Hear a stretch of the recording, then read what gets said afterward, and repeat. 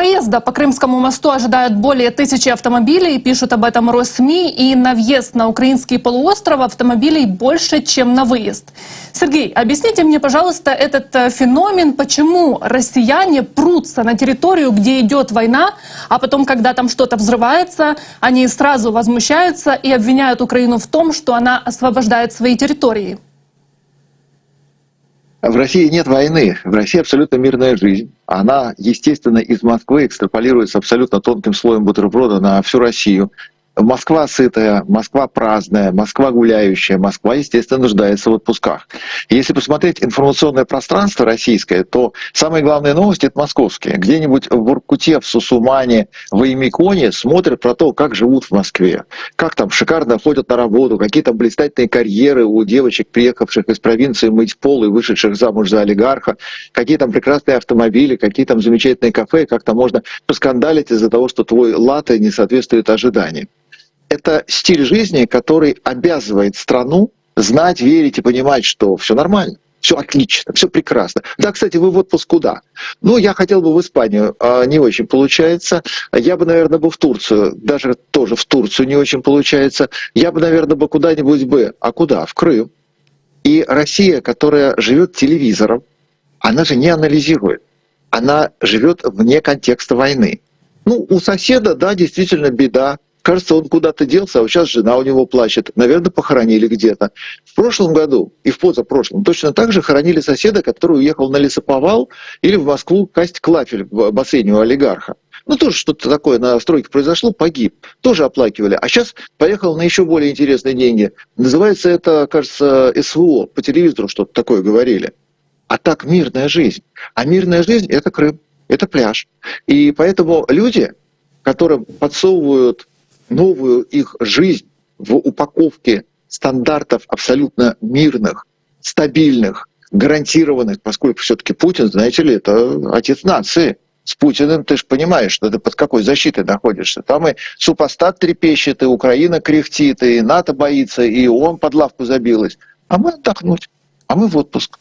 Этих людей не проймешь. Если этим людям сказать, что вы воюете, вы агрессоры, вы фашисты, вы напали на страну, и вы своим поведением поддерживаете эту политику. Вы не то чтобы не причастны, вы соучастники, потому что даже ваше молчаливое согласие — это соучастие. А ваша активная позиция, когда вы поехали в оккупированный Крым отдохнуть, это прямая поддержка.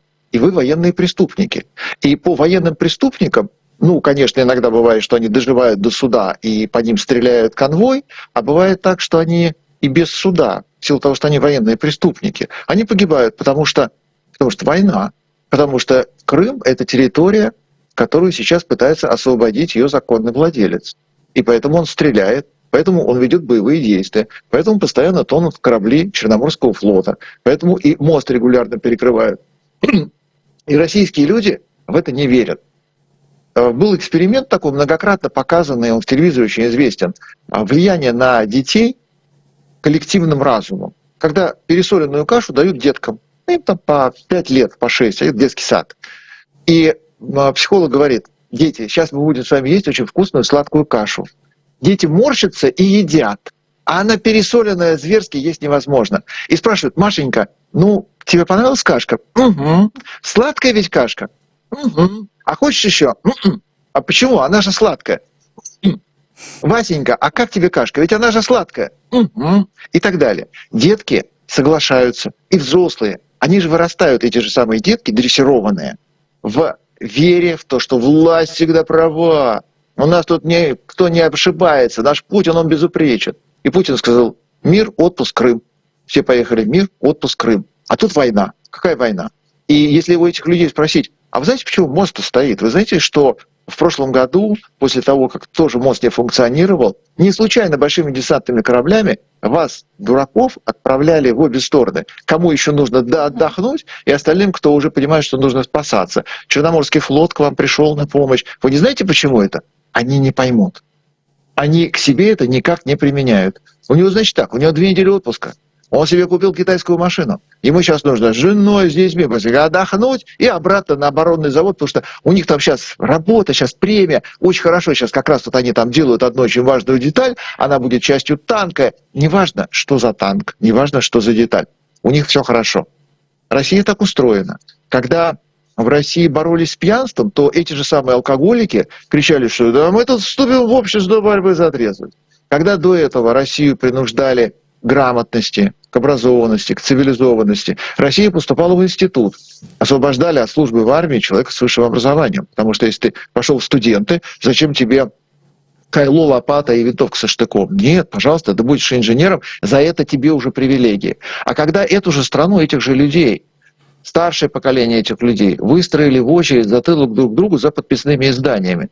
Они дрались за Джеком Лондоном, они дрались за полным собранием сочинений Чехова, даже не зная, какие музыкальные произведения Чехов написал и дирижером какого оркестра он был. Но у них обязательно это было. Они абсолютно управляемые. Закончилась мода на книги, на подписные издания. И они читают книг. А сейчас мода на Крым и на мирную жизнь. И они едут в Крым, потому что у них мирная жизнь. А как же тогда получается, что у Путина все хорошо, в Крыму мирная жизнь, а по телевизору Вести Киселева и 60 минут Скобеевой рассказывают о том, что прилетела по Севастополю ракета «Атакамс», кассетные боеприпасы, люди пострадали, есть жертвы, ну и то есть как будто они нагнетают ситуацию. Вот при советской власти было то же самое. В СССР все великолепно, карточек нет. Еды хватает. Очередь на «Жигули» всего 10 лет. Очередь на квартиру всего лишь 15. Отличная жизнь. И в телевизоре каждый день сионисты проклятые на Ближнем Востоке не дают покоя мирным арабам. Все мы за Анджелу Дэвис. Руки прочь от свободолюбивой Кубы.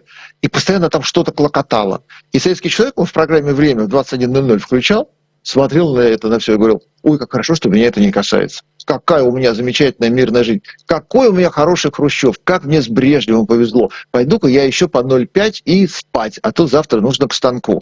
То есть, казалось бы, что тебе не говори, как тобой не управляй. А вот этот предел насыщения есть, и человек выбирает для себя вот эту разницу. Так ему нужно во что бы то ни стало сейчас вписываться за Нельсона Манделу? Или черт с ним, пусть сидит в тюрьме. И своя собственная жизнь, она вот от этого не зависит. Человек стоит перед выбором. Ты послушаешь Киселёва, уже сойдешь с ума. Ты же услышишь Скобееву, ты же думаешь, что, какой кошмар. Что за, во-первых, за ужасные слова они говорят, почему они ругаются, почему они призывают всех к крови, к убийству, почему, в принципе, в телевизоре такое показывают. Так это же не про тебя. И, казалось бы, с одной стороны, пропаганда усердствует, она в этой истерике бьется уже давно. И она не может разбудить людей. Люди в Крым едут, потому что там мир. А у Скобеевой там война. И у Скобеевой там совершенно конкретные украинские фашисты, которые бьют по свободным территориям Российской Федерации. А у людей картинка иная. Они вот из этого выбрали, что им в Крым, им отдохнуть. А у Путина, при всем при том, у него своя картина мира. И у Путина у него все прекрасно. То есть у Путина что хорошо, у него ситуация, в которой он выиграл по-любому. Продолжение войны — выигрыш. Окончание войны — выигрыш. Ему что так, что это — здорово. У него вот сейчас упоение процессом. Прекрасная война, которая является отмычкой абсолютно ко всему земному шару. К любым президентам, к любым переговорам, к чему захочешь. То есть раньше тебя так внимательно не слушали, и у тебя не было такого веса. Теперь у тебя вес на планете Земля №1. И это потому, что у тебя есть война. А если ты захочешь эту войну закончить, тебя будут слушать еще более внимательно. Все к тебе приедут, устроят саммит мира, вылежат тебя в самые целовальные места, озолотят, пожмут руку, обнимут, при всем при том, что у себя в коммюнике скажут, что, ну, конечно, да, он все-таки развязал войну, но вы понимаете, что экономическая выгода, а также ради мира, мы же все-таки за хороших людей против плохих, поэтому России нужно помогать, а Путин, ну, давайте попробуем его, например, дождаться переизбрания. И у западного мира сложится своя картинка этой двойственности. У российского телевидения есть картинка этой двойственности. И у российского зрителя есть картинка этой двойственности. И это совершенно не мешает и никак не конфликтует абсолютно ни в чьих головах.